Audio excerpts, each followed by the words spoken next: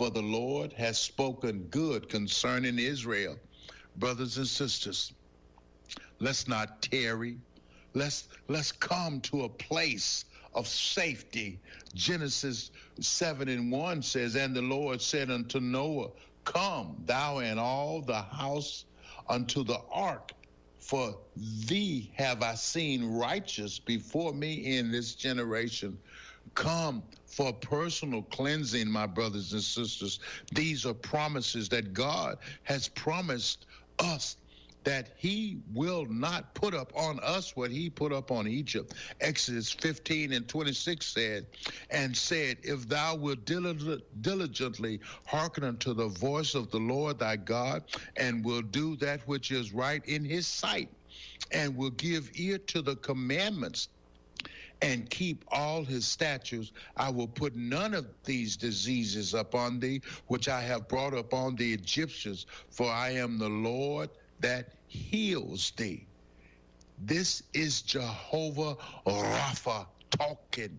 He said, none of these diseases will I put upon thee. Do you trust him? You got to trust him today. Isaiah 26:3 says, thou wilt keep him in perfect peace, whose mind is stayed on thee, because he trusts in thee. Oh my God, what a mighty God we serve. And all he asks us to do is to trust him, just to trust him. Turn your life over to him, because he cares for you. He knows what your tomorrow holds. So remember, brothers and sisters, that God loves you so much. He sent his only son to die for us. That's what type of love, what deep love, what agape love that he has for us. Oh, yes, he loves us. And just remember, there is a way out of your mess, and it's Jesus. That spells Jesus, y'all. Where can you buy a brand new Nissan with a lifetime warranty? Kingston Pike. Hey, folks, Gerald Anderson with Ted Russell Nissan. You heard it right. Every new Ted Russell Nissan comes with a lifetime warranty, and that's a long, long time. Ted Russell Nissan on Kingston Pike. Good morning and welcome to AM 1380 WYSH and Ask Your Neighbor. Ask Your Neighbor can also be heard and seen on our website, WYSHradio.com. And if you are in Anderson, Rome, or Morgan County and have Comcast cable, you can watch Ask Your Neighbor on BBB TV Channel 12. Ask Your Neighbor is the program where you call in and do just that. Ask Your Neighbor. Do you have a comment? Do you have a problem? Or do you have a question? Then call in and ask your neighbor. 865-457-1380 or toll free at 877-711-4005. And for those of you that might be listening or watching on the internet, you can email from our website, WYSHradio.com. Just click on the Contact Us button and email your questions. Now sit back and listen as listeners throughout East Tennessee and the entire world answer your questions on Ask Your Neighbor on BBB TV 12 and AM 1380 WYSH. Well, here we are. Welcome back to another Thursday. David West stars the stories of the Kaz Walker Show as we all talk about our apparel. Here. you guys are talking about dressing over here. Nice jacket on. Well, thank you very much. It's my spring jacket. I felt springy today since we're going to be near 80 degrees. I felt it was appropriate. Talk about everybody that here. Yeah, that's what we're doing. That's right. And coming up here in just a little bit, Alan's coming in, right? Yeah, Alan, he's listening. He's on his way. He'll be probably about 10 minutes or so. But Alan Williams going to be on there. Speaking of being sharp dressed and stuff, you know those newscasters, they always have those nice outfits on. They've got the nice shirt and jacket, and then they wear the shorts. Yeah. I'm always jealous of Alan, though. Alan's got this beautiful hair, and I think the first time we did a video together, I think the video says it. I said, Barney's looking at him and said, man, you really do have nice hair. Of course, I'm kind of partial to people with hair nowadays. That's just gone. But, yeah.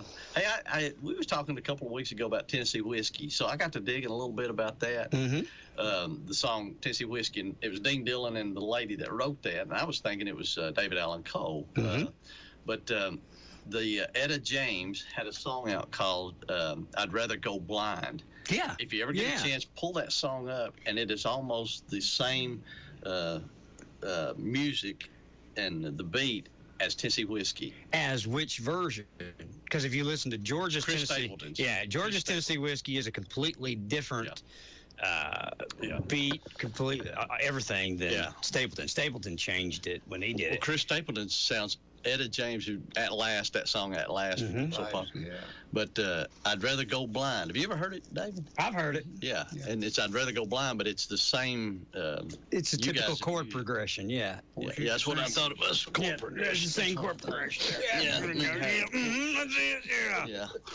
And probably the same timing. I don't know. Yeah, you ever pull it up and listen to it? It's. I thought that's a pretty good comparison of it. I'll tell you something. Y'all pull up and listen to. You probably didn't done it. This is Jelly Roll. How he was in the penitentiary. And he's got a lot of things on it. Tells about his livelihood. How he grew up. Most of his whole child. He said all of his childhood and starting out in his adult life. He was in jail, in and out of jail in the pen. Mm-hmm. You didn't get to see any of it. I told Dawn when I got home the other day, I said, you don't know who one of David's favorites is right now? And she goes, who is it? And I said, Jelly Roll. And she goes, are you kidding me? I like people that tell good stories. And real stuff. Tell a story. Real stuff. Real. Oh, man, help me. But listen to this now. Whoever one needs to do what he said. Help me save me from myself. Mm-hmm. Because you're the one that does right or wrong. I'm the one that does right or wrong. I need to save me from me. Yep. I get in the way a lot of times. Make right decisions is called to save you from yourself. Mm-hmm. You stop thinking about what he's singing about. Oh, I like good story songs, man. Yeah. Hey, he's got them. I just got out of a meeting with my Madison Insurance Group people there a few minutes Hello, Madison Insurance Group people. Right. And if you're write my boat insurance. We'll do it. Bill Gallagher's our boat guy. Hey, I went and got the survey and sent it in. Now they're saying, oh, well, now you got to pull it out of the water and do a survey. So I'll find somebody that'll write it, that wants to write, that wants my business. That's I'll get it. That's right. But I was going to say, we was in a meeting and the subject came up about Kaz Walker. Okay. We was talking about advertising. Okay. And I said, well, it's hard to tell on sales when you advertise. You really can't pinpoint at the specific sales right off the bat, but you're getting your name out there and recognized. Y'all remember David Hall? I was telling a story about David Hall years ago. We was at lunch one day, and I said something about his advertisement because he's on every station. I'd say he's probably down here too, but he's on every station in East Tennessee. And then all of a sudden, he pulled all of his stuff. He said, "Well, I've got it out there now." Yeah. And so Kaz was the master at that, wasn't he? Boy, he was. Yeah. Well, you wonder why McDonald's advertises every day of the year. They're the most recognized company on the face of the planet, and they spend more money on advertising than anybody else because they want to stay the most recognized business on the face of the planet. So you never get your name completely out there because there was about, 100,000 people born today that don't know anything else about it and won't know when they grow up. So you've got to continue to advertise. That's why we got to keep Kaz alive. Yeah, that's absolutely. A lot of people being born don't even know who Kaz is. Don't know who he is. He said that. He said, now, I don't care if you're talking about me, if it's good or bad, just spell my name right. Just get it right in the paper. That's right. Said it's good. He'd tell me, I was over for him, he'd sit in the car now, David, good advertisement's good. Bad advertisement's pretty good, and no advertisements, you're dead. You gotta have your name out there. You gotta have some kind of advertisement. That's right. Gotta get your name out there. He was an advertisement man, wasn't he? Yeah. If you could take that, and a lot of these people nowadays are wannabes of Kaz Walker, of business people, but he had the model of what to do and how to do it on that stuff. It's common sense. You know what Mr. Walker did is he just used common sense. He knew how to talk to people. He knew what people wanted, how they responded, you know what I mean? And he just treated them with, common sense. He didn't talk down to them or, he just talked to them just like he talked to anybody. He was on anybody's level. He was like Luke picking the guitar. Luke picked on everybody's level. Yeah. And Mr. Walker came to where you were. Yeah, if Mr. Walker talked to a real poor fella, didn't have nothing, he was out there, You want to talk about you didn't have money for a cup of coffee, you talk about that. That's right. He may buy you one. What's that? He likes to sneak around and buy you something over. He said, now, I can't show this in front that the whole world will be wanting a cup. You ever heard of a guy named Percy Whiting wrote a book called Five Keys to Selling? I've heard of Great Selling. It's I was reading through something yesterday, giving somebody some advice on it. I said, here's one thing you got to do when you're in sales or any type of business. If you're a preacher, is you got to get people's attention. It's attention, interest, desire, conviction, and close. Well, you got to get their attention. Kaz Walker was the best at that, but with getting somebody's attention, you've got to be sincere, and you've also got to get that common thread. Talk about something they're interested in. Yeah, you got to read that audience quick. Yeah. I used to tell... The first number, I do that, first number they do, I get to try to as good as I can. I told you my worst audience ever was a group of high school students. They didn't know who Barney Fife was and didn't know nothing about Mayberry. I stopped. I said, how many of you ever seen an episode of the Andy Griffith Show? Not a single hand went up. I told the guy that booked me there, I told him, I said, don't ever call me back. You got to know your audience, buddy. I'm not these people's, this is not my target audience. Mine are either bald or blue hair. But I'll tell you one about like that. They hardly, when I first started going out doing shows and I first started doing my own MCing. Yeah. Boy, I thought I had it down pat and I could tell some jokes and I'd make everybody laugh somewhere or other. Yeah. I had some real good ones, about falling off a stage and all this stuff. And they took me to Oak Ridge dinner for a bunch of, I don't know where they all come from, but I got up to talk to them and started doing comedy. Yeah. And they would look at me. And when I get through the joke, then she'd make everybody give me a hand. Give them the clap. and this boy said, this guy that was helping with the comedy said, we better not do this. And I said, I'm born with it now. They aggravate me. So we're going to go with it anyway. Okay. You can break there if you want to or whatever, and then come in. Hire swap seats with him. We'll do it. Right here in the middle. We'll take a break. We'll be back. Alan Williams is going to join us here in just a moment. Is he here? He's here. Hang on, guys. Hi, folks. Greg, your friendly garden guy at Willow Ridge Garden Center in Oak Ridge. Hey, it's finally spring, and our greenhouse is busting with gorgeous annual flowers and all kinds of beautiful hanging baskets. Our perennial shed is loaded to the gills with all your favorite perennial plants, and our tree and shrub section is overflowing with new stock ready to be planted right now. Call us at 865-481-3825, or better yet, come on down to Willow Ridge Garden Center in Oak Ridge and get your hands dirty. It's good for you. Mother's Day is coming up, and you do not want to forget it. So I've got a suggestion. Head to Shylock's Pond. Paula says they've got a great selection of gifts that will put a smile on Mom's face. We have many different colored stones. We have sapphires, emeralds, rubies. We have amethyst, Tennessee pearls, and freshwater pearls. Of course, we also have diamonds. Make Mom happy with a trip to Shylock's. Shylock's Pond, 1204 Clinch Avenue in South Clinton, 865-457-2960. And remember, Shylock's has cash for you. Here's Dr. Mark Smith, Physician's Associate with Way to Go Weight Loss and Anti-Aging Medical Spa. So tell us a little bit about this shot that you're offering that everybody is talking about. It's a once-weekly shot that helps you lose inches around the waist and also pounds. We're doing them for $30 a week. Here's listener Wilson Gadd. Hey, I'd just like to tell everybody that's listening that I've tried for years to lose a little weight, and I never did have no success. I took all kind of diet pills, done this, that, the other. But I went over to that Way to Go Weight Loss Center, and in about 2.5, 3 months, I lost 40 pounds. I'd like to tell anybody that has any kind of blood pressure trouble or diabetes or overweight, that's the place to go, because my blood pressure's come way down, and I feel better, and I just tell you, it's a glorifying thing to lose weight like that when you're overweight. So you get the all-around effect of preventative medicine and weight loss all at one time. With 5 locations in East Tennessee, there's one convenient for you. Call 865-219-8650. 865-219-8650. Way to Go Weight Loss and Anti-Aging Medical Spa. Get ready for the summer and lake season at Hammer Stores. Every week there are new shipments of ladies' famous label sportwear and men's branded clothing.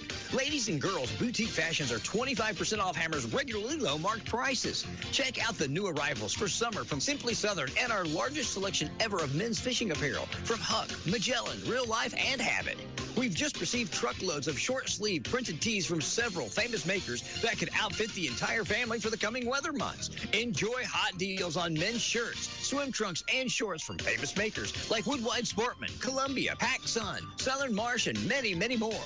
Beat the heat with all-terrain gear pants and shorts from Wrangler at all-time low prices. Continue your spring cleaning and save now on a truckload sale of throw rugs and area rugs. Also, visit Hammer's Facebook and Instagram for daily deals. If you miss a day, you miss a bargain at Hammers, Clinton, Sevierville, Wartburg, Halls, and New Tazewell. Hammers, you should see us now. Good morning, everybody. Welcome back. Here we are. Alan Williams joining us here this morning. Good morning, Alan. How are you, sir? I'm very well, thank you. Good to be here. You gentlemen here are way spiffier than I am in more ways than one, I think. I don't know about that. But like I said, spiffy is not required these days. Not around here. So anything and everything works. How have you been? I've been very well. Very well. Yeah, but I tell you what, it's these allergies that I've got this year. I usually am okay in the spring, but, man, I'm sneezing, I'm wheezing, and I'm okay right now. But makes for a good radio voice, though. Sometimes it does. You know, all you need is the disco ball because it's Barry White all over again. So. Used to, if you got a little cold, it would give you that little extra resonance in your voice. Right. There you go. So you've been busy. Television-wise, I retired 2 years ago, and some people in the community said, we'd like for you to still do these feature pieces that you've done. At that time, it was called The Tennessee Traveler, and that was proprietary. I wasn't going to use that name. Sure. So I chose Going My Way with Alan Williams. And I've got a production company, and it's the best stuff I've ever done on those kinds of stories. They're inspiring stories. They're all kinds of different situations. Could be a family destination. It really is. The length of time that it runs is kind of like the Heartland series on Channel 10, except I changed it a little bit more. I even did a story on Bill Landry. Oh, wow. Bill Landry, you did a story on Bill Landry doing stories. Yes, exactly. Because nobody, Bill Landry does the stories, but who's Bill Landry? Sure. And he's now living in Myrtle Beach. And so he came over. He was selling some books at the Granger County Tomato Festival. And so I caught up with him there, and we did a story with him there. But it's those kinds of stories. And I've got one next week, I think. These just intrigue me. They're just curiosity stories that either it hadn't been done. Sure. Or hadn't been done in 10 or 15 years, and you forget, or you don't know. So I got one next week. I interviewed this guy 2 years ago, and I was looking for pictures and things. It took me this long to do it. Remember the banjo boy in Deliverance? Oh, yeah. Oh, yeah. I caught up with him. Who's that picking banjo? And I'll just say one thing about this that intrigues you, and it's kind of we call it a teaser. He's never played the banjo in his life. Really? Yeah. That's interesting. So think about that one. Where are these features airing, Alan? They air on WVLT, Channel 8, and they air at a minimum 3 times a week. Okay. And they air at different times. I can tell you, but there's just no way you're going to remember. But the way you could find it, it's either on their website, it's on Facebook, or I've got a YouTube channel called Going My Way with Alan Williams. And there's about 100 of them in there. Oh, wow. And you've been busy. Really? Yeah, but it's on my time because I'm semi-retired. And so I enjoy that. And it's, there's so many people I've heard in my position that you retire, but you want to stay busy. You don't get up and watch the Golden Girls Marathon in the morning. You want to do something. Be out and about. Because we're used to driving it, 40 hours a week or more. And so that's what I like to do. But do it in a positive way. And so, speaking or this or that or whatever, that God gave me the talent, and I didn't realize it at the time. I wanted to play pro football, and I got that opportunity. Sure. But it was short-lived, so what am I going to do? And I was thrown into a TV situation that I never had any background, never studied it, actually was pretty shy about being in front of a camera or speaking in front of people. No. And I'm serious. And so it's either sink or swim. And, it's a lot of times you enter into these situations and it's fear of failure. And so many people I've talked to go, where you started and where you are now and where you wanted to be are 2 totally different things. So many of us are like that. And you learn the trade.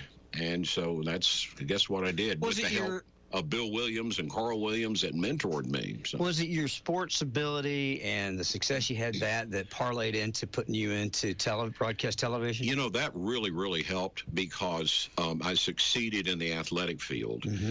And I used a lot of that mentality. If you can do this in front of who knows how many thousand in the stands and millions on TV, you can do this. Sure. Okay? Just keep it up.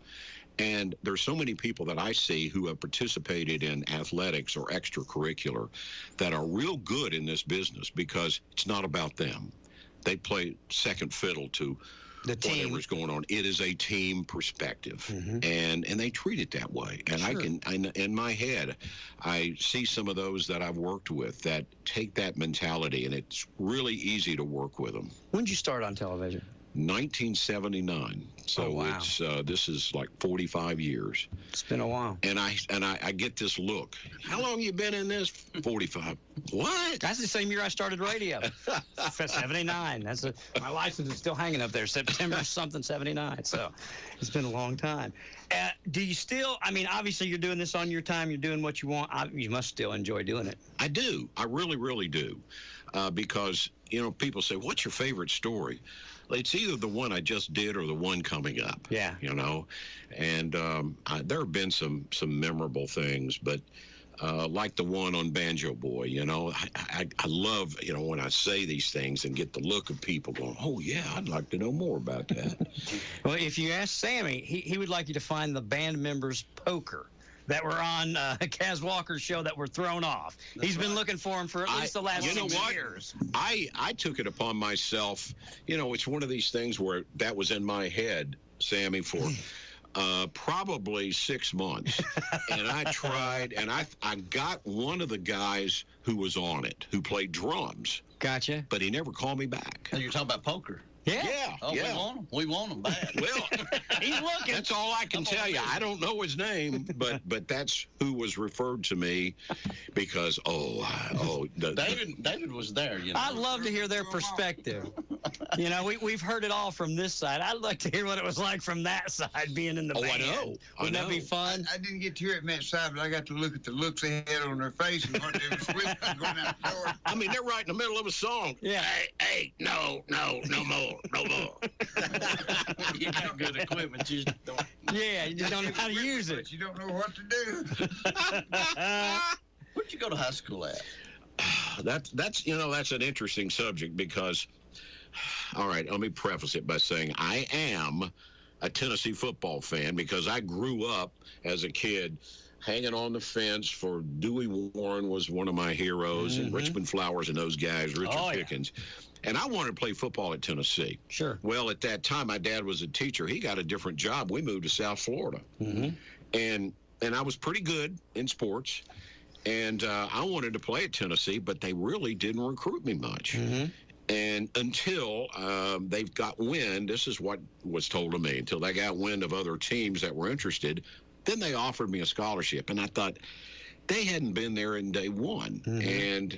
And so I played for the University of Florida in football. Yeah, I know. There's That's okay. For Doug Dickey, who was here at that time, had an SEC championship. You know the whole story. So I went to Pompano Beach High School, which kind of borders Fort Lauderdale. And so I was recruited as a running back and receiver. And I still say, because of the connotation of punters, that when they never wear any pads and they just run to the sideline once they kick it, and stay away from me, and so I wore all my running back pads. I was geared up because I was going to prove to people that I was more than a punter, and I was going to jack them if they got close to me. And that happened once, and the guy didn't get up. And I went, that satisfied me right there. That's it. Leave him lay there for a little while. It was, yeah. And plus, it's the Kentucky thing. When he tells the story, I bet you weren't the punter. I doubt he says, the punter knocked me out. Yeah. But I figured I wasn't going to play as a running back. We switched to the wishbone, which is shorter, faster guys.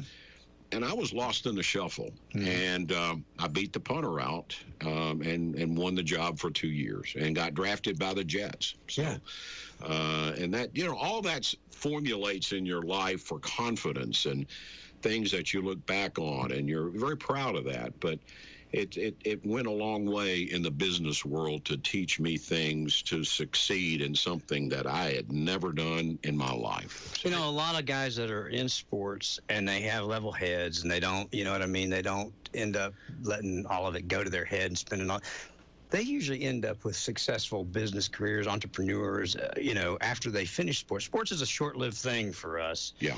You get past your 20s and you're on the downhill slide, But there's such a difference between high school and college. Oh, yeah. A, the intensity level, and B, the athleticism. You're not much different than somebody else. Mm-hmm. And then when you get to the pros, it's minute. Yeah. It's and character goes into it too. Anymore, when the pros, when they sign you, they put so much money into you that they look at other factors and how you approach life. Well, sure. It's the psychology of it. Right. They don't want to invest in somebody going to changed over the years. Yeah, so. It's a science as much as it is a sports today. Yeah. You, when we first started wanting you to come out, well, we've had you out a number of times over my 35 years. I don't know how many times you've been here, but you've been on with me a lot. But you were in Israel in October. Yeah. Yeah. And I just want you to tell. I mean, I'll kind of give you the Cliff Notes. All right. Which I'm used to Cliff Notes in college. I didn't study anything. I crammed at the last minute. I got you. So here's what the situation was. We had some friends who go to First Baptist in Knoxville downtown, and a bucket list was to go to the Middle East. Sure. And so they said there are 2 seats or 2 places available on this trip. It's not a mission trip. It's not a tour. It's called a pilgrimage, which you learn things about yourself. And so I thought, well, that would be neat. It's called the Footsteps of Jesus. You walk in those areas where, there's history made in our faith. And so we took that upon us. And so we flew into Tel Aviv, which is about an hour from Jerusalem. Now, Israel, if you look at it, you don't know how large it is. It's about as big as Israel. I mean, as big as New Jersey. It's not very big. So we flew in the night before. Next morning, I'm out and having coffee in the hotel, and my wife's on the balcony, and all of a sudden there's a boom. But it sounds like a construction site, that's close. Didn't think anything about it until they asked everybody in the restaurant to go to our safe place. And I said, what do you mean safe place and what's going on? Yeah. And then they said there's been an explosion, but they didn't explain it. I don't think they knew what was going on. My wife's on the balcony. She sees a rocket that comes in a mile from where we're staying and it hits this building of about 10 stories. Oh, wow. She's got a picture of that. She just took it with her phone just like that.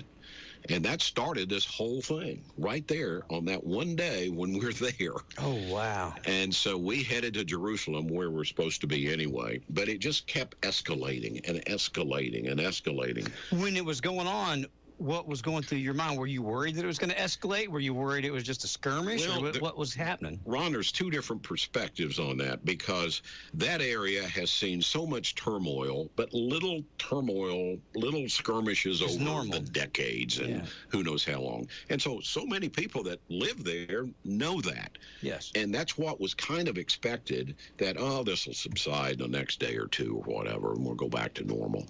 But it didn't. And there were so many things that we experienced. Imagine, and this is the way I usually talk about it, is putting yourself in my position. Imagine you're seeing rockets going over, and then what is called the Iron Dome, and that's the Israeli defense perspective of keeping it safe, especially Old Jerusalem, which they want to keep safe. Yes. And you see missiles going up and knocking them out of the sky, and you're watching these things.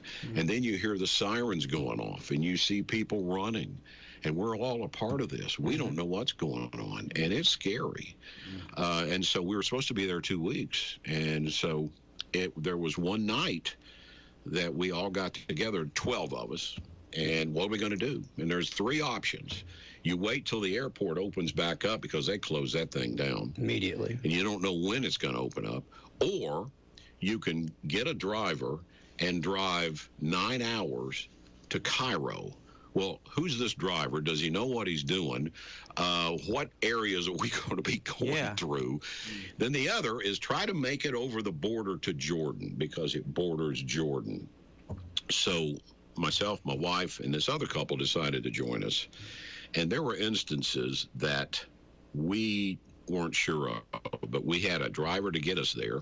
How did you guys come about the driver, and what made you... that's there's so many things that has happened. The other couple that was with us, he works for an international company. He decided to call his company and say, this is what we got here. He goes, they just called me back. They're going to provide a driver for us, no charge. And they're going to be there. 7:30 the next morning, we had a driver, drove us to the border. We get out. We have to go through all this rigmarole to get through there. Sure. Passports, and since we're not from there, and everybody speaks Arabic. Yeah. Then we get through. There's another driver waiting on the other side to drive us to Amman, Jordan, 2 hours later. Wow. So what do we do then? Here's one of the big things that you shake your head out that, like, how do these things happen? When I was on the plane in Atlanta, and I'm sitting there's 2 seats right next to me. Couple sits down. The lady looks at me and goes, "Do I know you?" and I don't presume, but I assume, I guess, in a sense, that they knew me from TV. And I went, "Well, I do a little TV, now and then." She goes, "I know you. You mentored my daughter in Knoxville. She's a TV reporter, worked at Channel 6. And I'm like, "You're right. I know exactly who you are." So we get off the plane, and she gives me her card and said, "We're here for a wedding in Nazareth, but we have joint citizenship of the United States and Jordan." Oh, wow. So I thought, I'll take her card. You know what she owns? She owns an international travel agency. So we called her immediately. We got to Amman. She booked us all the way home, and she kind of shepherded us on the plane as well to get home.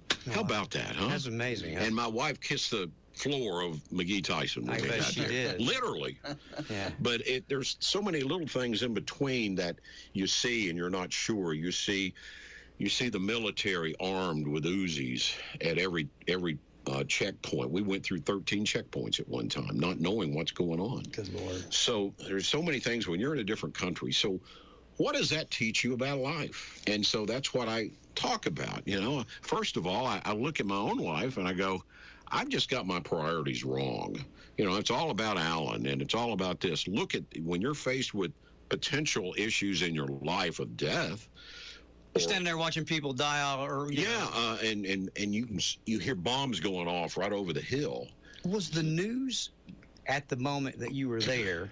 I mean, were they describing? Because what we saw first, they didn't really know what was happening. Then, of course, they figured it out, and it was a play-by-play of kidnappings and all that stuff. Right. Were you getting the same information? The TV. The only TV you got was in Arabic, but we could kind of figure things out from the pictures and see what was going on in Gaza. So that's what and plus then I got on websites and things and was looking at different things to try to disseminate it. And, there's CNN and CBS, but I'm trying to get a website from Israel or from the Middle East to give me a better idea of what's happening. And so we went through that process. And here's an interesting thing.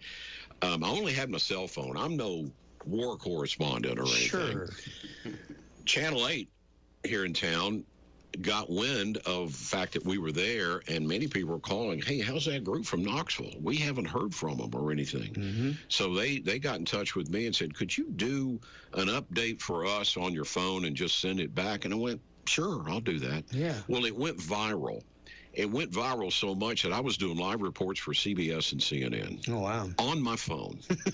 It's a new world, isn't it, Val? Yeah, but our phones nowadays, we're all reporters. Those phones are so good and so clear that I've done a couple stories on my phone, and nobody knows. So I didn't realize the impact that I was having because there were other groups there, but they couldn't get in touch with them. But I'm a reporter in a sense, so I understood the system and how to do it. Mm-hmm.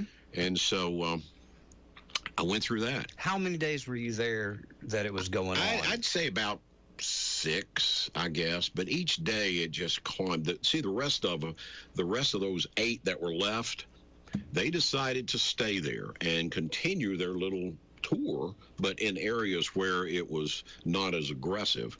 I didn't want to do that. Yeah. I didn't know what was going on, and so they the embassy, State Department, Burchett's office, they couldn't do anything. They were assessing it. It was too early. But we were on our own. We're on our own making decisions and what we have to do in a country we don't know about. But there was so much help that we got. Oh, here's a good one.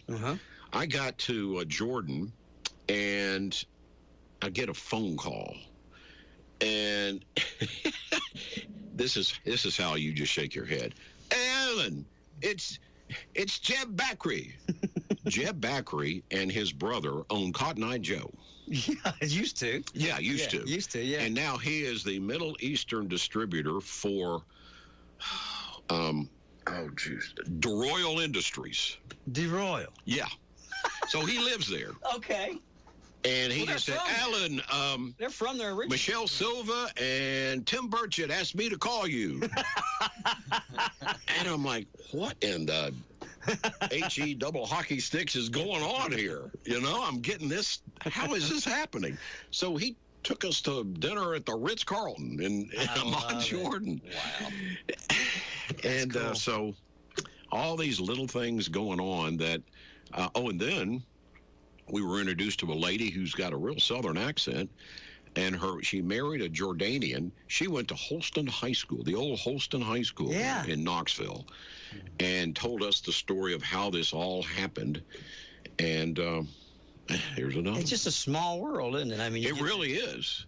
So, you know, all these things, and I'm glad I'm still speaking about this because it keeps me right here. But I got away from the priority aspect because I just look at priorities. Like, what is really important to me? Of course, faith is, sure. But things in life and the things that I've acquired, do they really mean that much when you're faced with certain things? And, you know, the love of your family, the love of your wife, all the relationships. You probably weren't thinking about a new car during that, were you? Yeah. So the core of life really is projected as to how you look at things. And many of us have never faced that kind of thing. Did it shake your perspective on stuff? Oh, yeah. Oh, absolutely. So, you know, would I want to go back? I would, but not in this kind of situation. Obviously, you have to be a long way away because one of the people on the trip admits they feel like they've got PTSD. Well, sure. How could you? I mean, and it's the pastor's wife. I mean, that seems pretty normal to me. Yeah. Especially, you know, with if you were a soldier and you'd been you know around stuff like that in the past, I could see where maybe you know you could rationalize it. But those of us civilians, that you know, the loudest thing we heard is hunting. We didn't buy into this at all. We're just there to enjoy ourselves, and it's we're yoked together, many of us together for something that we didn't expect, and everybody's got their own story and perspective over it. I remember going into the place where we stayed in Old Jerusalem, and my wife was crying her eyes out with her legs up to her chest. And she just said, I said, what's going on? Which I already knew, of course. Sure.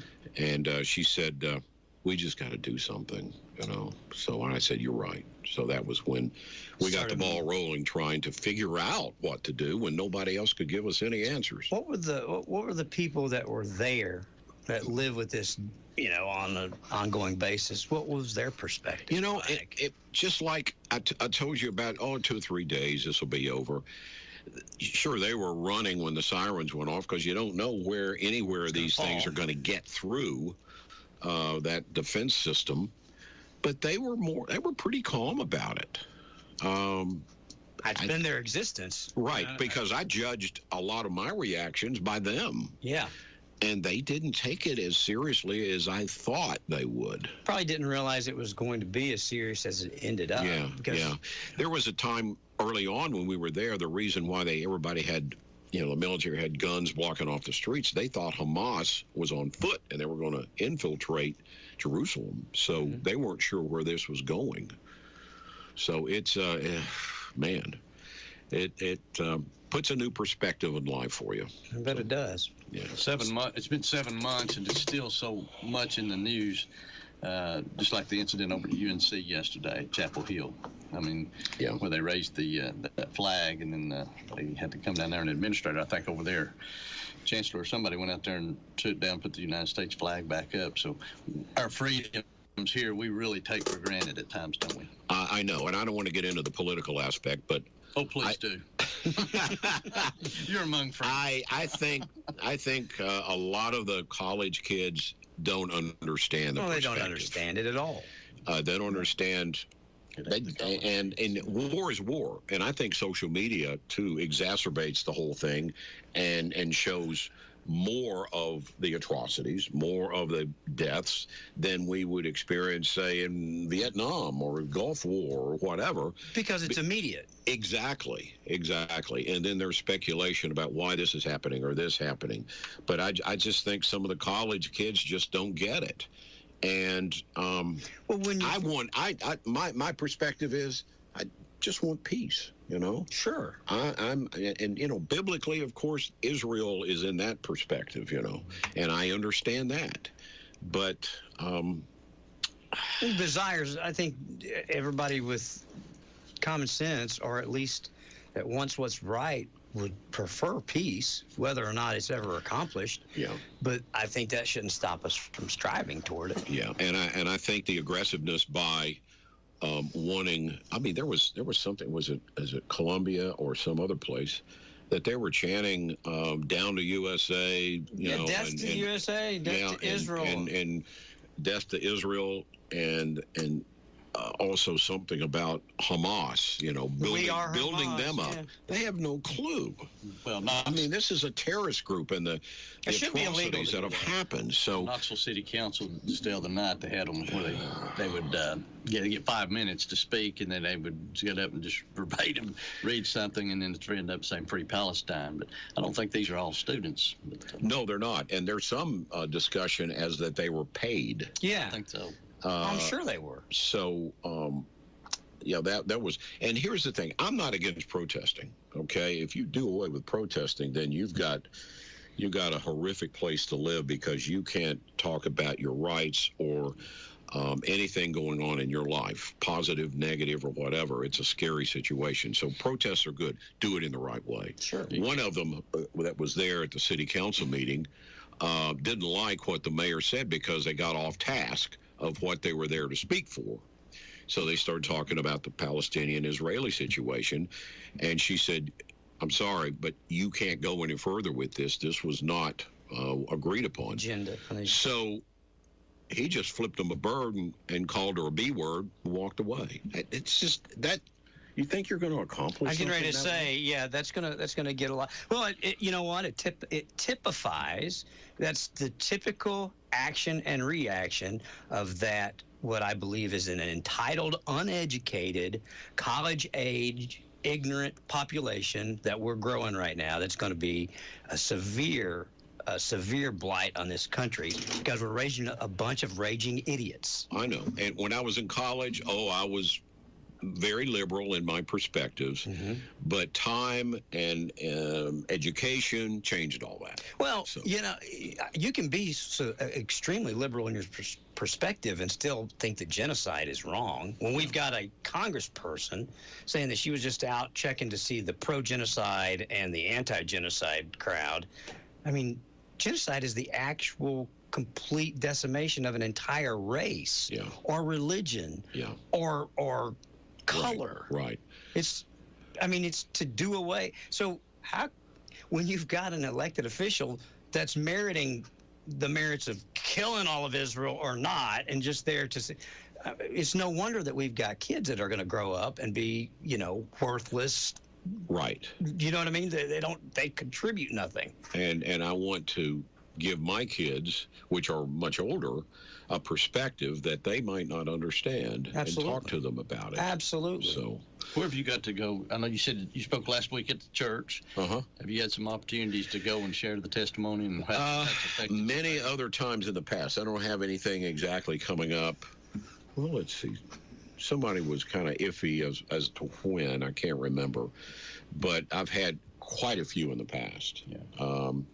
And I've done a video for the church I go to, but also I did a story on it with all these pictures I have, and it's on YouTube called Going My Way, about the whole experience with added things that I have not talked about. But I really think there were some coincidences I don't believe in. Things are meant to happen.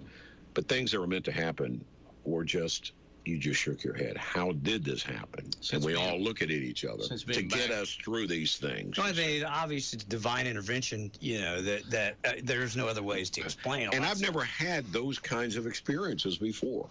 You never needed them till now. And see, that changes you. I guess. To not have that. Sure, you hear things and others that are talking about it, but that then happened to you, that changes it. So chain of, we'll call them coincidences, but, to get you from really hostile, scary situation back home. Yeah. I mean, there's not much else you can look at. So I read a lot about it. And since being back, have you talked to anybody else that was over there at the same time? Yeah, we have. I've visited the church, and most of them are, well, my age or older. And we just have a little different perspectives about it. But I told the folks, because I was doing these CBS things and CNN and back home, that I didn't realize that people were calling the station going, do they have any more information? When is Alan coming on? And that I said, when you get back, this is just the way life is in the media. You're going to be on the celebrity aspect for a few days until this wears off, because you were there. Oh my gosh, you got to tell me. Can I get my picture with you? Those kinds of things. But it's just the way life is. Yeah. So you think it'll be a while before you want to go back? Oh yeah. Did you get any enjoyment out of the trip? Out of why you went to walk through? I did. The things that we saw. What did you get to see? Well, you saw the things that you. Say, for instance, the Church of the Nativity, they built a church over where Jesus was born. Yeah. Might not be the exact, square foot, but they've got the area right there. You can go in and take a look.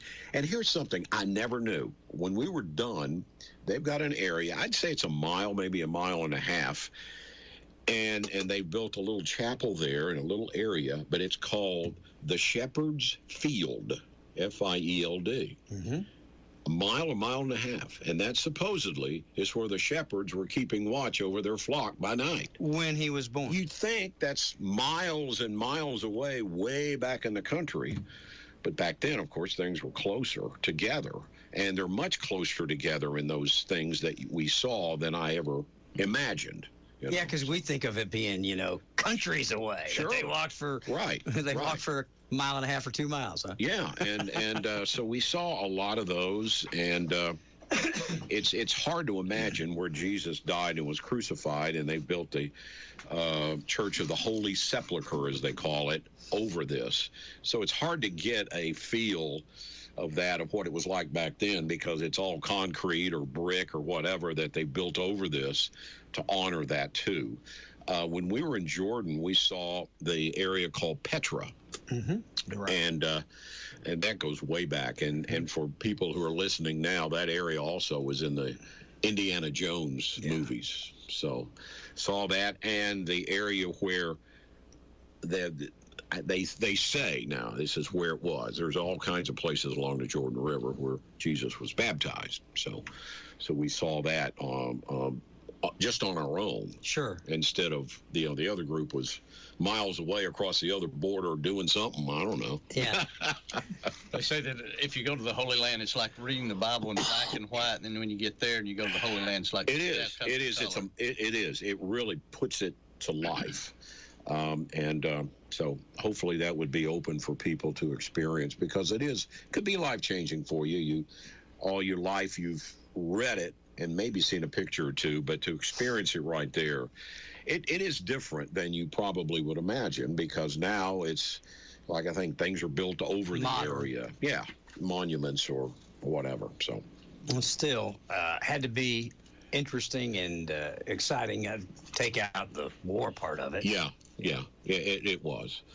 So it's something you'll never forget. That's for sure. And I wanted, you go to places in terms of me, I wanted to change. I was stale in my life, I felt like.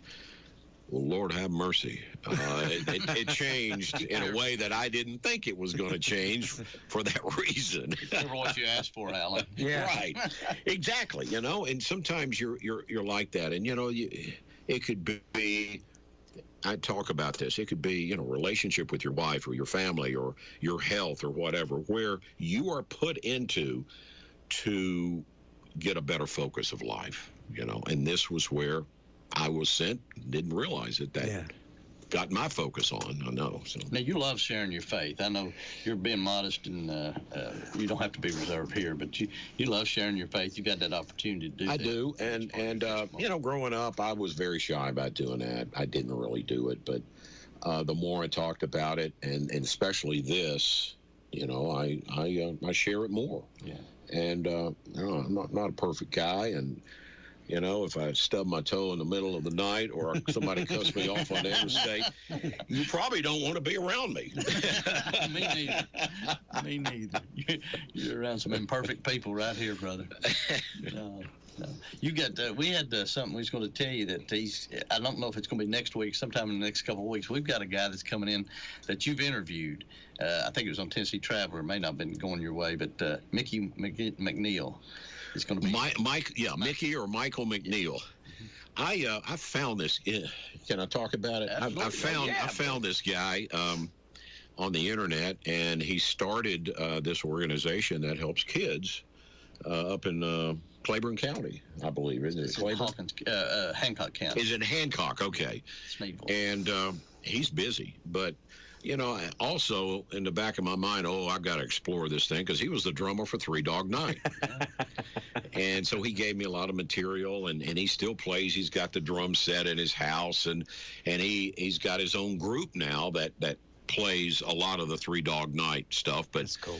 You know, he doesn't have the long hair. He now wears a cowboy hat. So he played snare drum for David. Yeah, he played 2 weeks ago. Last time it was at Wild Wings over there. Oh, okay. At the time, he said, man, I enjoy this, and he liked the show, because we do a lot of everything. Uh-huh. How did you get the stories, though? How did you find out about Mickey? I don't know. I think it was his organization first, and then, you know, in the story, you know, he's a former band member, drummer for Three Dog Night. And, you know, and when you're doing stories, you want that hook that kind of draws you in, not just the story itself. And that was the hook, believe me. And showing him, he was on some TV shows in the 70s that were on Saturday morning. And so he's... so that was it. But, you know, when I get my stories, I get them from you guys or conversations, or I read a lot. Well, tell us give us a good Cass Walker story. Do you have any Cass Walker stories? Well, I remember. Did you ever meet him? Tell me. Oh yeah. I used to do weekend sports at Channel 10, and at that time they cut out the live shows. Because the live shows, you never knew. At the live shows? What's that? You was there when they cut. No. They cut it out. They started cutting out the live shows because you never know what he was going to say, what lawsuit was going to happen, and plus you got a certain amount of time, and he's just blasting through the time frame. So all of those reasons, they had to tape it. Yeah. So.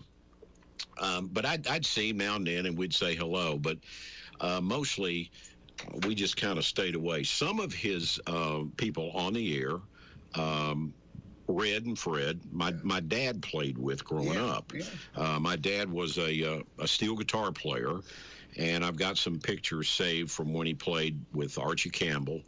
And he knew Luke real well. Yeah, Luke Brandon. Yeah, and one picture is with Eddie Arnold.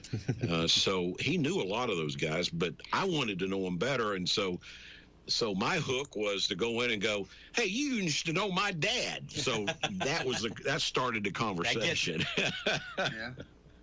Your dad did a lot of music, didn't he? He did. He was old style country.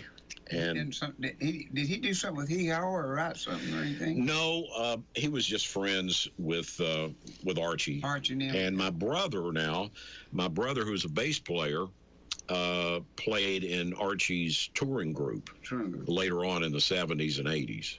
You play any music, Alan? Nope. I tried to learn the piano and guitar, but my patience level just wasn't there. Especially when I'm trying to learn the piano, and my grandmother's teaching me, and she said, you got to keep your wrists up when you're playing. And so invariably they'd drop, and she'd smack my hands. And after a couple of those, I went, there's a ball game I'd like to play with my friends outside. So that ended that. Got it. The rest of your family? I was going to say, obviously your dad and your brother are, but other folks in your family musical? No. I've got some that have won some awards. My brother-in-law has won 2 Grammy Awards. Oh, that's cool. For album design. And he went to school at Doyle. His name is Buddy Jackson. And it was for the boxed set of a tribute to Bob Wills. Oh, wow. Sleep at the Wheel did, and so he won 2 awards for album design. It was funny because a few years ago, we went to the movie Oh Brother, Where Art Thou? Yeah. And I love the bluegrass in there. Yeah. And so I went to get the CD. And so my wife's in the kitchen, and so I'm looking through. It's a kind of a little booklet that some of these CDs have. Yeah. I'm looking through it, and I'm like, Buddy needs to see. And he designed it. He designed all the things for Oh Brother, Where Art Thou in the booklet. That's pretty cool. Yeah. Again, a lot of folks have a lot of talent that you just don't realize right here in our area, do you? Yeah, exactly. I just did a story on that's airing this week that I didn't know about. It was a crusty old black retired minister who wrote a book about this lady. Her name was Ida Cox, and before she was married, her name was Ida Prather, and she got her name when from a plantation owner about the turn of the century. But she became a blues singer about the time of Billie Holiday and all of those. Well, she was friends with all of those from Duke Ellington to Louis Armstrong. And she moved to Knoxville to be with her daughter. And so then she started singing from here. So I've got all these black and white pictures. See, those are the kind, nobody's done anything. No. That you just, why was she here? And what did she accomplish? And she's apparently one of the top blues artists, women blues artists that have come through here before. So that's one that airs this week. Have you ever interviewed Mary Costa?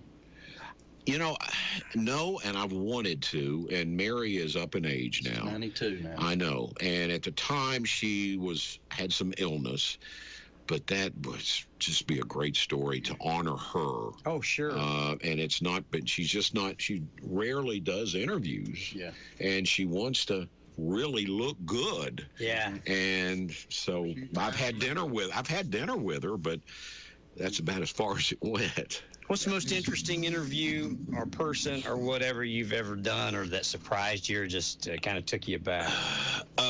I was at a golf tournament for Johnny Majors when I was doing sports, and he used to always have it at Lake Tansy, which is up around Crossville. Yeah. Well, every year we'd be there, and all the coaches would play, and he'd invite a guest or two, and he goes, well, I got a friend that's going to be coming up here pretty soon, and you'll really enjoy him, and we'll welcome him when he gets there. And so you did a pretty good Johnny Majors, by the way. Get this, the guy that walked in now, Lake Tansy's. You got to know where you're going to get there. Yeah. It's not an easy place just, right off the interstate. You got to go back in there. It was Joe DiMaggio. Oh, wow.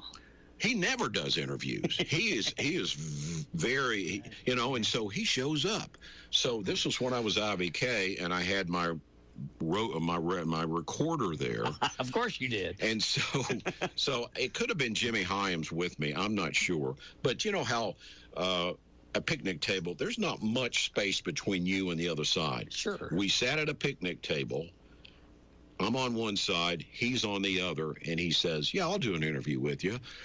And I felt like the SNL segment where Chris Farley interviews Paul McCartney. And it's not an interview. You know, Chris Farley goes, so tell me about that time when, tell me about that song. You know, it's just stupid stuff because he's acting like a fan. Yeah. And I didn't want to be that way, but I felt like I was at the moment. And, of course, I shied away from Marilyn Monroe and all of that because I didn't want him to get up and walk away. Sure. But for him to show up when he doesn't really do interviews, and for me to be like that, and it was on a cassette, and I've looked for that thing, but that was one that will never be forgotten.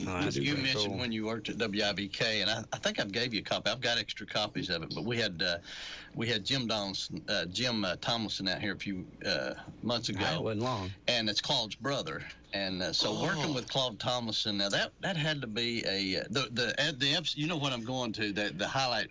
And I think I gave you a copy of it, but it's his last day on the show, and they had you doing the sports, and every time you'd say something. I know. You know, when I was doing sports, I would say, the Pirates clobbered the Reds, or the Braves topped whoever, you know.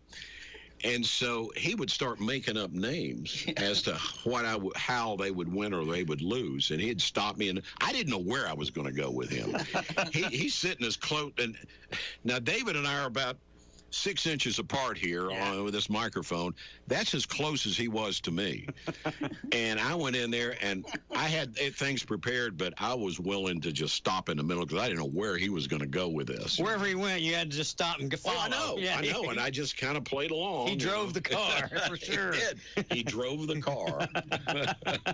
You got some good interviews coming up. You had mentioned getting Rodney Dillard.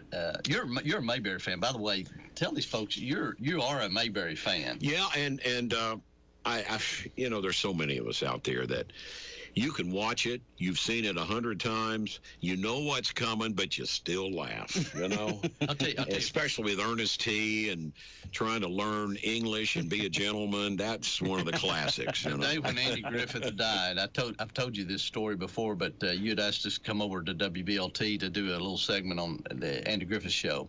So I think I told you this story, but Todd Helton's daddy called me as I pulled into the parking lot at WBLT, and he said, hey, I just wanted you to know, it was a Pittsburgh number, and I said, who is this? And he goes, it's Helton. And I said, Jerry? I said, this is not your number. And he goes, no, I'm with this girlfriend up here. He said, I was just going to let you know Andy Griffith died. I go, yeah, it's a funny thing you brought that up. I'm fixing to walk in here with Alan Williams. We're going to do a little piece for the news about it. And he said, okay, I just want to make sure you knew it. And now you can look this up. You know, next week I'm doing that story on the Banjo Kid. Yeah. And the song Dueling Banjos. And that thing goes back farther than I thought because I did research on it. It was called Feuding Banjos. And the guy who originally wrote it, Arthur Smith. Yeah, Arthur Q? Well, was it Arthur Q or just Arthur Smith? Guitar Boogie, Arthur Smith. Yeah. Okay. And he sued them because they didn't acknowledge him at all, and they changed it to Dueling Banjos. But I read further about this, and it talked about the Dillards and the song. Well, the Dillards, it goes way back. In fact, the banjo picking boy in that, the greatest line in that whole movie is when that guy comes up and goes, who's picking a banjo here? That's the greatest line in the movie. But the Dillards wrote so many traditional bluegrass and things, people don't realize what all they wrote. Well, did they write that? I don't think they wrote that. No, I think it was Arthur Smith. Yeah, Arthur Smith wrote it because they called to Cass Walker's show when I was working there and called and asked the director. They said, we got a feller, and this was the people who was in the lawsuit and everything. They said, we have a feller here that says that he wrote Dueling Banjos, Arthur Smith, and they said that you was back during that era and you would probably know about it. And he said, yeah, I was there. I was around him when this came out. He said it was Don Reno on the tenor banjo and Arthur Smith on the Arthur Good Big Boogie.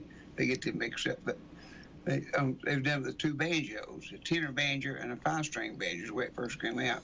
And Rich said, that's who the first two I had seen now. They did it on the Cass Walker show, and they called it Malkin Banjo. They do it with the mandolin and the banjo. They started doing it different ways, you know. Wow. The band called it Malcolm Banjo. I thought it was Malcolm Banjo till the movie come out, and then I saw it was Shooting Banjos, and it's two banjos fighting each other. That's what it was about. And it was named that. Wow. It was a tenor banjo and a 5-string banjo, and of course Don Reno played the tenor, and that's what Red told him. I was working with him at the time when they called. Wow. Just tell me who it was on the phone and what they want to know. He said, I think he's the first person I've ever heard play at him in Reno way back.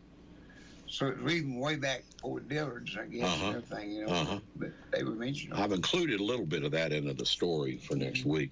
Now, I might have gotten this wrong. There was a country show on TV in the 60s, and it looked like, I don't know, it was brought to you by Bunker Hill, canned chili and everything else. And it looked like Arthur Smith, but I doubt that was him that had that show. No, you remember I can't think of the guy's name, Chili Fictions. That was old Tut Taylor. Tut Taylor. And that one. And another one, Take Home Charlie Tennessee Pride. And call my sausage, Tennessee Pride. Jody. Cousin Jody and the Biscuit Board, yeah, buddy. Oh, you know, he was a real nice looking guy, and he had real teeth and dressed up in a suit and went out and played steel guitar as a staff picker on the Opry. Huh. He went out and played steel guitar. You wouldn't even know him. He'd show him at 2 different times, and then he'd put that old garb on and play with Bonzo and Oscar. Yeah. When you interview Rodney, though, you need to bring up about the time when Elton John landed in America for the first time. You know, I heard, and he played in Los Angeles, and they played at the Troubadour? Troubadour. Yeah. And he wanted to go see the Dillards. And, of course, Doug was probably top 5 all-time banjo players ever, I would say, Rodney's brother. But they have some great stories that a lot of people don't realize the influence they've had. He just did a CD a couple of years ago with Don Henley from the Eagles. And how does he connect with these people? They call him. That's amazing. Well, here's the thing about it. My kids were around him, and I had him over here at the fair. I've had him 2 of the last 4 or 5 years at the fair with us. And I'm watching these people walk around them, and they don't realize the royalties that's there. And when you connect yourself with Elton John and Don Henley, that's pretty impressive. Well, Elton John sought them out. The Eagles, the Birds. They toured with them. They were on tour with a bunch of those guys in the 60s. Wow. But Rodney's is humble and loves the Lord. I'll tell you, he loves the Lord. And but when he's coming through, and you can do this. His son is a captain at the Sullivan County Sheriff's Office. So he comes through every once in a while. Okay. And, well, I don't need but probably 30 minutes to do the interview. Then I've got all kinds of videos and pictures I can use. Yeah. The stories he could tell you, though, they and Doug was one of the great stories. He won't share it with you probably, but as Doug would probably ingest or take in anything back in the day, and they went to Stonehenge. I've told you that story about going to Stonehenge, and he said, yeah, they got stoned, and he got stoned with the stones in the Stonehenge. But, Rodney has a little ministry here in Beverly does. But we have at Ciderville. They come out and stay with us at Super Day at Ciderville. That's great. Had a great time. That's great. Wow. Good stories there. You got some good stuff coming up, though. What are you working on? I'm working on, actually, I think I'm going to up there finally do this on Monday. I'm going up to Greenville, and there's a girl there that somehow they found an old Bible that dates back to 1892, and they're trying to find out who it belongs to. They've got, back then, and some still do it now, Family Bible's got all the genealogies, and it's more than just a Bible. It's your life. It's your family. Yeah. And so they've got all these names there, but they still haven't found who it is. She said she's gotten calls from England trying to figure out who this is. And so I'm going to go up there and do the story. They said he found it in an attic of this old house, and she's held on to it. So that's pretty cool. Yeah. Now, yeah. Buddy, be interesting if you find whose it is or whose it was. Oh, I know. Back to their family. Yeah. What was about a year and a half ago? You interviewed a gentleman that wrote a book and interviewed Betty Lynn that played. Yeah. He's out of Sevierville. Yeah. You was telling me that. And she came on WVLT years ago too, and it's the sweetest thing. So. That I'll never forget that. She was really nice. But. Alan, in your career, in broadcasting, I don't know, we kind of have a bully pulpit, but of the stories that you've done or the things that you've done, when you look back, what are you most proud of? You ever had a story that you've done something that you've literally helped somebody change their life, fix something, solve a problem, find something, that you just went back and thought, I'm glad I did that? I don't know if it changed their life or not because they never got back, I don't think. But one of the stories I did, I will never forget, and this guy is on the up and up. I've mentioned this before, but I think he lives in Scott County now. Okay. And I don't want to mention I don't care if I mention his name, and he doesn't either. His name's Robert Gibson. Okay. Robert was at the Brushy Mountain State Prison. He was accused of, I think, 2 murders in prison. And he said, Alan, I grew up, if I didn't come home with something growing up, I'd be beaten. And so he was, I guess, an habitual criminal, did a lot of things. And he was sentenced to life with parole. With parole. With parole. So one time, the way I met him is when I was at WYVK, we were playing a benefit softball game against the lifers. It sounds like the longest yard, but softball game. Exactly. You know? And we certainly did not want to win. I'm getting ready to say, I don't want to start a fight. But you see, it's eerie. You know, I'm just taking it all in, and I see this field. And I see guards all around, and you see the razor wire there, and you see over the picnic table, there's James Earl Ray sitting there watching. It's just really eerie. Yeah. And so a guy came up to me, Robert came up to me, and he says, I'm in an organization called the Lifers Club, and we try to help in the free world, he calls it, people who need some help because maybe we can use our influence to stay away from crime. And I went, that's great. So I would try to be their liaison. Well, I didn't know what I was doing, but I was visiting Brushy Mountain. And the first time I ever visited and went behind those walls, man, that's spooky.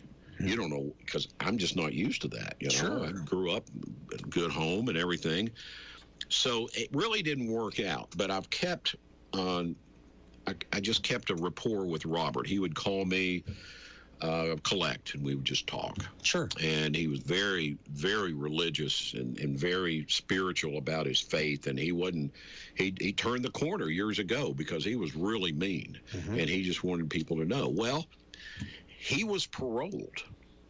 And 30 years later, the warden lets me go behind the prison walls while he's gathering his things up, and he's got some family members on the other side of the wall, and I've got a guy that I coerced from the station. Would you just help me with that and get that side?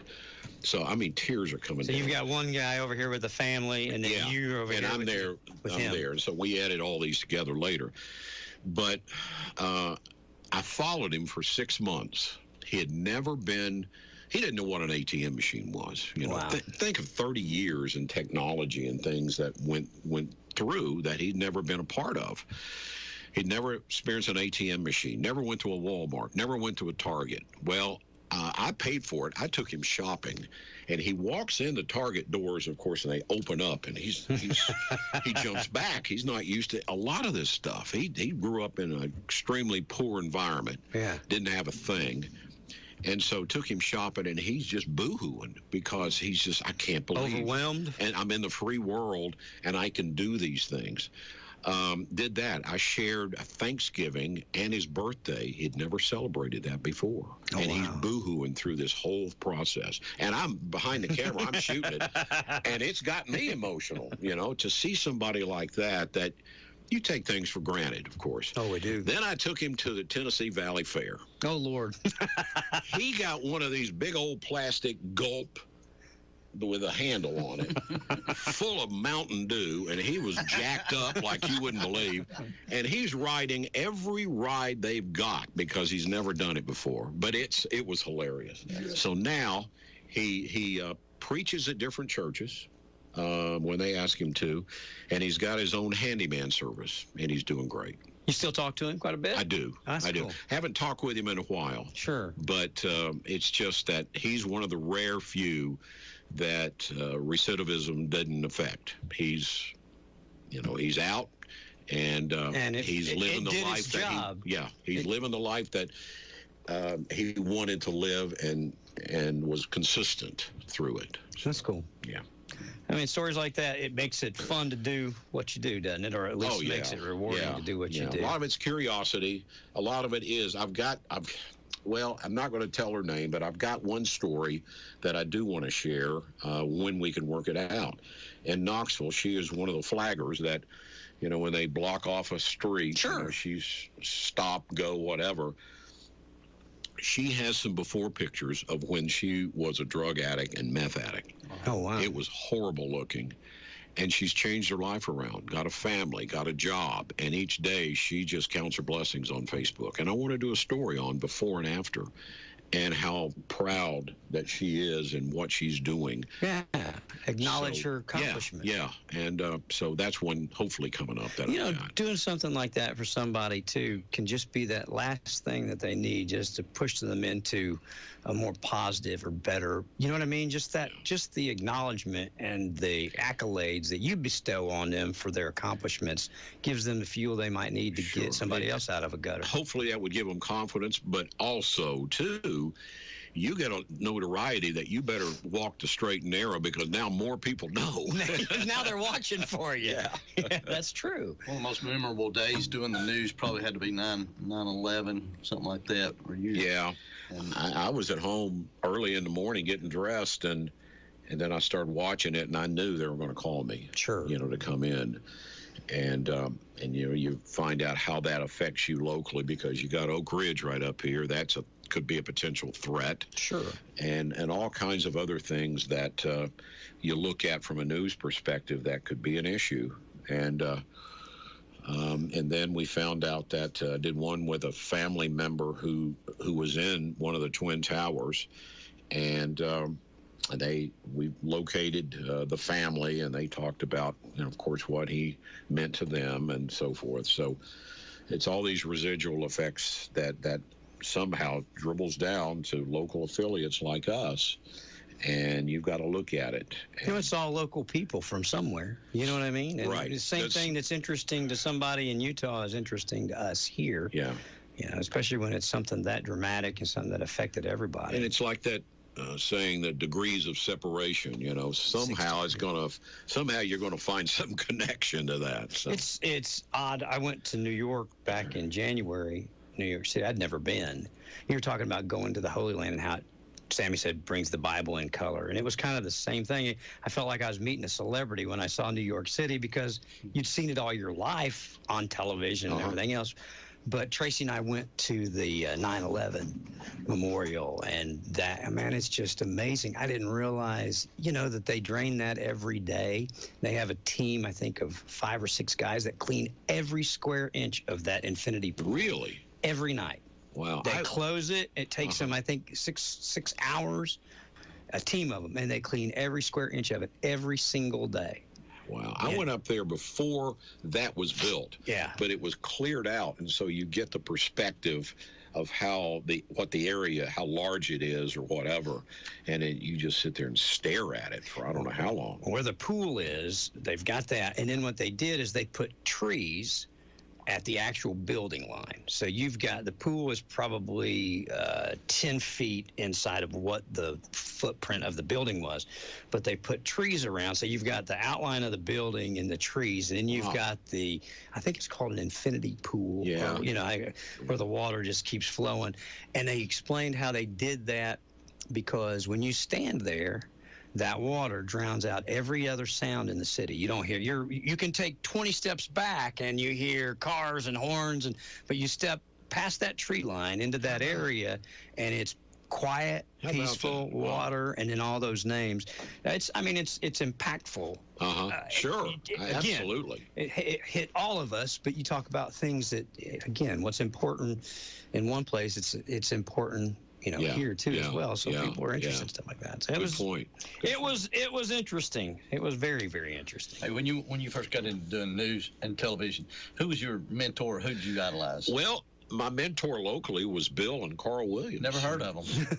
Bill was just here a few weeks ago. 3 weeks. Well, here's the thing. When I was hired, I'm off the street. I know nothing. Okay, I go in and do an interview, and they put some script copy in front of me and say, read this.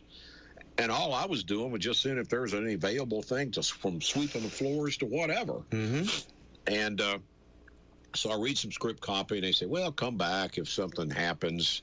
Kind of a weird Hollywood, reaction. I don't know, And so I put my tail between my legs after I got cut by the Green Bay Packers, and they did another audition, and they hired me.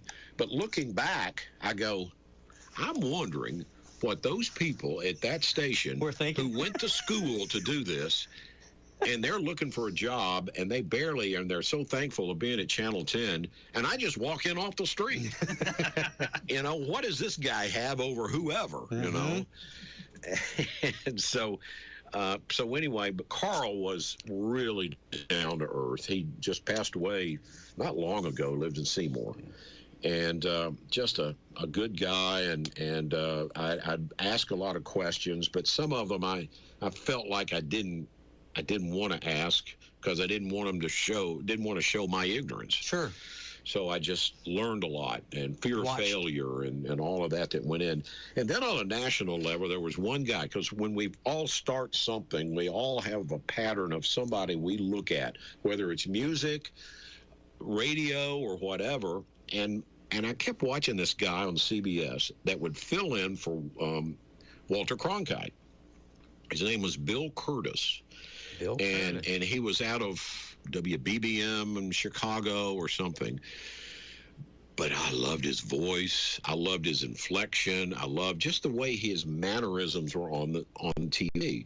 So I tried to maybe early on pattern myself until you get confidence in what you do, and then you incorporate all of those things into your own personality and style. Sure. So that was who, I guess, helped me. Never met him. Just always try to watch him. You lay claim to being related to Carl and Bill, but not Phil, right? Absolutely not Phil. I told him that story. I said, how come Alan doesn't claim to be related to you? Yeah, definitely a brother from another mother. So. He's a character. Yeah, it's great seeing you, man. Always great seeing you. Thanks for the invitation. Do you know how long it's been since you was out here? No. Next month will be 3 years. Was it? Yeah. That long ago? Yeah, the reason I know is because I tried to start a show and it got canceled because we couldn't get people to show up. Your show was pretty well attended, I think. It's been 3 years? 3 years, yeah. I remember we goodness. We went to Hoskins, got us something to eat afterwards, and I think Freddie was down there with us. But 3 years. You're, and I say this truthfully, and when we've had in the last few weeks had Russell Biven and we're all, it's a small world when you're in this kind of business. Well, we are blessed in East Tennessee with people like you all that are sincere and genuinely try to do the stories and makes it about the people. And, too much now is about commentary. And I got to admit, I don't watch that often because the news is not like the Walter Cronkite we knew about. It's no longer the news. You give the facts, you make the decision yourself, and so much they've got so much time to fill now. Yeah. And so it's commentary, it's opinionated, it's supposition, and I just don't like that, so. Yeah. Whatever happened to that, we report, you decide? It sounded like a good slogan at the time, didn't it? Yeah, that probably, exactly. Thanks for coming out and hanging out with us. Well, my pleasure. It's always, time flies when you're having fun. How do people, if they want to pull those, tell the folks again about how to find your videos that are going my way with Alan Williams. Is my phone, did you hear my phone going off? No. I didn't. No. Good. It's because I excuse me, I'm at an age now where I don't call them hearing aids, I call them hearing devices. No, I'm too vain to call them that. Me. So I need them. It's Bluetooth. Gotcha. But if you'd like to look at any of the stories, it's called Going My Way with Alan Williams. It's on YouTube. Going My Way with Alan Williams. Got about 100 of those. How many Tennessee Travelers did you do? Do you know? I did hundreds. And, I look back on my career from when I started. I've done 15,000 or more stories, I think. You did 2 or 3 out here. We did, I can't remember what the first one was. I remember when we opened Merle, you came out and did a big story on us. Yeah. I can't remember. You've, like I said, you've done a number of them out here. And so many of them I've forgotten. Well, sure. And I don't have access to them because it's proprietary with the station. But somebody will mention it and it'll just click. And I went, oh, yeah. You remember, I know you've done them some at Ciderville. We did. Let's see. I even used Ciderville as a backdrop for a story or two. Yeah. But I think you sat in a barber chair and we talked about some story one time. That's a good bet. That's a good bet. Was he ever live or come do a show with you on your No, that was I did sports back then. I know, but has he ever been on that TV show there, you reckon? No. No, it was just we look back at those things. You know, David, I don't ever remember seeing Mr. Walker in a sit-down scenario where somebody was like interviewing him. He was usually the one doing the talking. Yeah. You know, I don't ever recall him coming in and doing something like this where people just... I don't think so either. He did hear. David would bring him. I interviewed him 2 or 3 times. We got videos of it that we sold. But another thing, I had like Bill Carlisle and some big stars. They came up in these interviews that I was doing with him, and of course they would sing too. Yeah. And when they did, well, I did him to introduce them, you know, and I'd say, I just whisper before the camera's off, it's Bill Carlisle. Mm-hmm. And then you remember they took us to Nashville. Yeah, to record all that. Big interview for him there. Oh, they fixed up the studio. It was one of them, it was Sony, wasn't it? Trees? Yeah, they furnished us a motel, fed us, and he called in stars. Bill Carlisle, different people came in from That's great. Opry, and he went for 2 hours and a half solid. And I got to tell you, this is the funny part here. But anyhow, he always listened to everything I told him because I kept him in line, and he liked that, see. And he talked for 2 hours and a half, and he said, David, this is on the interview. If we're going to do this show, so we better get started with it. I said, well, Mr. Walker, you've been doing it 2 hours and a half. And he said, oh, okay. I said, you're just about through. You've been doing it pretty well. But this is what Mr. Walker said. Too bad to tell, but too good to keep. I don't know what we've been eating that day, but it's gassed him over. Oh my goodness! And he'd want to do a honey burp where he would just raise over in his seat and he went right in on the interview. You can see everybody in there is live. So-and-so. We had a time with him. I mean, they told him, so they made the studio up for it. Got him a big chair, and how many's coming? How many you want? They said, this is Kaz Walker's day. We just want Kaz Walker's stories. Wow. I wish we could find that. I wish we could find that. Yeah. That's got to be somewhere, some archive somewhere. They probably would have given us a copy of it. I just didn't have Does he have any, see, I've got my reporter's hat on now. Does he have any relatives that are close that we could reminisce with?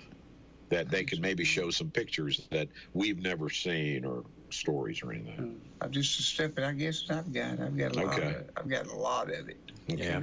I've got stories, and then I got the interviews with him. And see, we on the end after he got, I guess it was after he got off TV. We took a bunch of those tapes and put them on we had back then it's called VHS. Uh-huh. Now we got them on CDs. We run a bunch of those out. Boy, we sold loads of them. I've got a couple at home. Yeah. From We using got some of the X-rated ones, and they run them, but they X-rated. Yeah. Then we talk. The real Kaz Walker. That's what it says. So it would be alarmed when they got home. But I said the real Kaz. You remember coming out to John and Ruby Hitch's and? Oh yeah. That was cool. Mayberry. We had a great time. Yeah, that was cool. We played it up, didn't we? You just pulled up and you had that new car that had that Ford, and I said, "Are you driving a hearse?" You remember that? What was that car? That was a Flex. Yeah, that Ford Flex. Yeah, Ford Flex. And it does look like a hearse. Yes. What are you driving a hearse for? But we had a great time with them, John and Ruby, and you did the Mayberry stuff, and I think you did something in his basement with all the albums and stuff. Yeah, I did that too. Yeah, yeah, that was a good story. Yeah. Well, we're gonna get. See, you jogged my memory. Yeah, you got. We'll get you hooked up with Rodney though. You got to do. Okay. You need to do a piece. Just let me know soon, and don't make it so long. We'll get back together and do something. Okay. Howard's a great interview. I know he's quiet over here. This guy's got more stories with Conway and Billy White. Oh, wow. You need to interview Howard. Me and him really want to say. He drive for some of the stars. He drove for Archie a while. Is that right? Yeah. Oh. Did you ever meet Alan's dad? My dad is Kenny Williams. He played a lap steel and the regular other kind of steel. And this was in the 40s, 50s, maybe. He also owned a place right there next. Well, it was right now where next to the the East Tennessee History Center on Gay, and it was a country music place called Kenny's Barn. And here's a good trivia portion. He also was friends with Don Gibson back then. Oh yeah. And so my dad was dating my mother. And my dad's car was broken down or something, and he asked Don, he says, can I borrow your car to marry Billy Williams or Billy Lawson? So they went to Clinton and got married. In Don Williams' car. And Don Gibson's car. Don Gibson's car. Yeah. So. Yeah, he used to drink cider down there when I was 13 years old when we first started selling it for another guy. And Don played up on top of the hill for Harry Walker's end. And he'd come down there and sit. That's just right before old Lonesome Me. And it hadn't come out yet. And he'd come down there and he'd sit and drink cider. And of course, that guy said, "It's Don Gibson you're waiting on there." And I said, "I didn't know Don Gibson. It was okay." Uh-huh. And then it wasn't just very long when he come out old Lonesome Me. And that guy that run the place up there was down there a while back. And he said, "You notice that I was talking to him about it." And he said, "Yeah." I said, "Don just walked in one day." He said, he started loading up his amps and everything. And I said, "What are you doing?" He said, "I'm quitting." I said, "You're quitting?" He said, "Yeah." I said, "I'm going to Nashville. I just got a hit song." Yeah. I said, "Yeah, don't lose me." Oh, yeah. Oh, yeah. Wow. He borrowed L.E.'s guitar when he played his first show on the Opry. Yeah. It was L.E.'s guitar. Yeah. L5. What's expensive guitar? Ron over here is yawning. I think it's nap time or something. No. Whatever you guys want to do, I'm good. Okay. Let's sum up. We like to tell everybody about the big show coming up 13th at Wild Wings. Wild Wings on Emory Road, 2 shows, and possibly. Ron's supposed to come over and play drums. I've been supposed to come over for 3 times now. We've had to get the drummer for $3. Yeah, $3 nights filled in for me. If Ron don't show up, I have to get Doc Knapp to come over. We get it, one way or the other.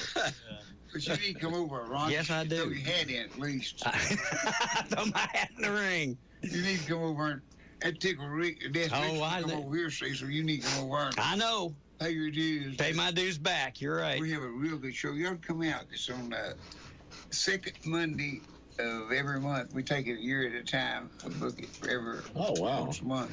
Oh. But the 13th will be a good one. Nothing happens, and we got real good singers.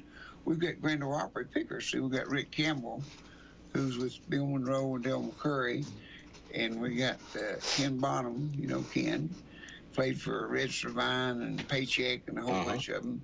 And then we got Danny Hutchins that was with Charlie Pride 44 years. Oh, wow. Okay. And then right now our bass player is in the hospital, and he's had some medical problems, and we've been using Dale T. Sharp. He's played a lot of Dollywood and Dixie Stampede and had his own group on the road, and he's helping us out some. And that's some quality pickers there. We got some of the best. We got the best. I was talking to the guy that over, he said, "Y'all got the best show that's ever been in this place." And it goes fast. Everybody does 1-1-1. I used to work at Renfro Valley. Now, when we worked when I was Bonnie and Buster, they put us on as a group. But the staff band in there only got to do 1 song each. They do 1 each, and directly, about maybe 30, 40 minutes later, they do another one. He'd let them do 2 or 3 songs a night, John Lyer would. And I'd watch him. I was backstage, and he paid them with a clipboard. He had a clipboard, and he'd give them their money and mark them paid at church. They get them to sign it right at church at the end of it. I used to watch every little thing like that from people, but the 13th, once you come out, and we'll show at 6:30 to 7:30. Yes, sir. So if you can't come by there, Barney will be there, won't you, Barney? I'll be there. Me and Howard sitting on it. They don't let us sing or pick. We don't have that gift. Are you the enforcer? No, sir. I'm incognito. Anyhow, we got a big sale. We got some Martin. If you want a big Martin right now, call over our Ciderville. I'll meet you down there, and Doug down there, and he can hand you. He's got a lot of really nice instruments. Of course, one of the best guitars on the market right now is Crossroads. It's a new thing out. It's been out for a while, but it is top shelf quality at a low price. It's the best guitar, I think, on the market. Do you have any salve to go with it? We got Super and Save Super new. over there. Some right over there. I got it. Ron puts it online there. I was over it, and I said, I won't get somebody else to get over this. So, see, I'm retired. I don't even have the store now. We need to get Alan one of the Kaz Walker hats to wear out of here. There you go. He greased you right up for Kaz Walker. There you go. Oh, Ron can fix you right up with it. Well, I can take care of it.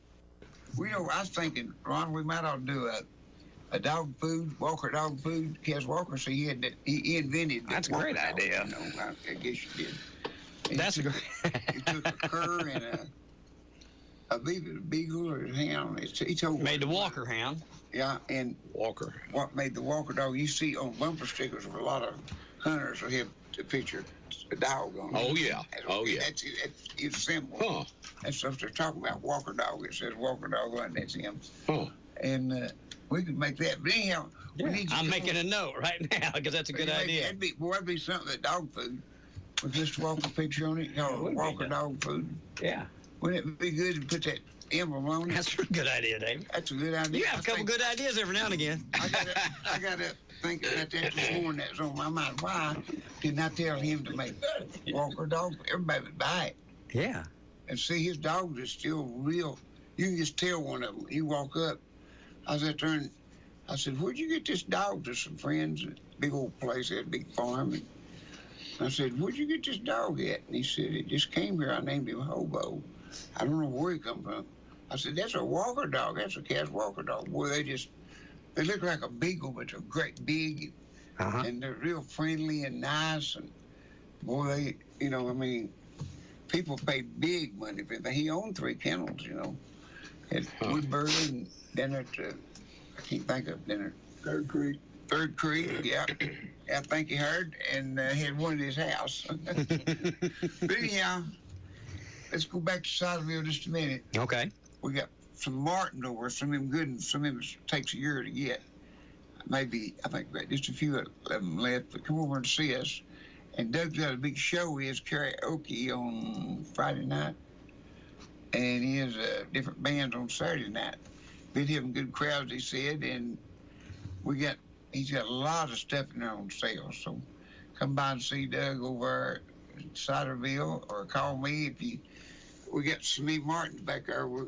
I'll make a deal that what you do. See, we support the Green New Deal. If you bring the green, we'll deal. You sound like more Kaz Walker every day. He comes by it honest. Dottie West come out with Ray of Blanton Sunshine when Ray Blanton run. And so Mr. Walker went and bought up a whole load of umbrellas and rubber boots. Now, we got that's Ray of Blanton Sunshine in case it don't work out. We got the Ray Blanton umbrellas and the boots here. He said, in case the sun don't shine, we take care of it on both ways. And he sold the load of them things and used that commercial. Yeah. Ray of Blanton Sunshine. You need to go out and do a piece on Margie. She's, you knew Margie. Ison. Yeah. Oh, yeah. I haven't seen her in a while. So I know she lived in Anderson County. So she's over off Townsend Pike now. Is she? Yeah. All right, fellas. Again, Alan, thanks for coming in. Thank you. Anytime. Enjoy it. So hopefully it won't be 3 years before we get you back over here. Okay. All right. Hopefully I'll do something significant in that time to where you can warrant getting me back. Hopefully it's not go to a war-torn country. Yeah, okay? right. Let's let that be a one and done. All right. Let's work off of it. One of my grandpa's sayings is as much knowing when as knowing how. That's it. All right. Have a good day, everybody. Okay. Thank you for listening to AM 1380 WYSH and Ask Your Neighbor. Make sure you tune in at 10 a.m. each day, Monday through Friday, right here on AM 1380 WYSH and BBB TV 12. Or listen live online at WYSHradio.com. And remember, if you have a question, comment, or problem, call in tomorrow and ask your neighbor. Or email from our website. It's Ask Your Neighbor. Thanks for listening.